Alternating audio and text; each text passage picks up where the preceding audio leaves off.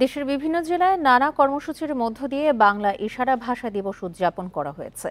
এক ভুবন এক ভাষা চাই সর্বজনীন ইশারা ভাষা, এই প্রতিপাদ্যে দিবসটি উদযাপন করা হয়েছে। দিবসটি উপলক্ষে গোপালগঞ্জে জেলা প্রশাসন, সমাজসেবা কার্যালয় এবং প্রতিবন্ধী সেবা ও সাহায্য কেন্দ্র যৌথভাবে নানা কর্মসূচির আয়োজন করে। সকালে জেলা প্রশাসকের কার্যালয়ের সামনে থেকে একটি শোভাযাত্রা বের করা হয়। শোভাযাত্রাটি শহরের বিভিন্ন সড়ক প্রদক্ষিণ করে একই স্থানে এসে শেষ হয়। পরে জেলা প্রশাসন কার্যালয়ে এক আলোচনা সভার আয়োজন করা হয়। সভায় ইশারা ভাষার প্রয়োজনীয়তা তুলে ধরা হয়। 1992 সালে সেই ইশারায় কিছু ভাষা রয়েছে।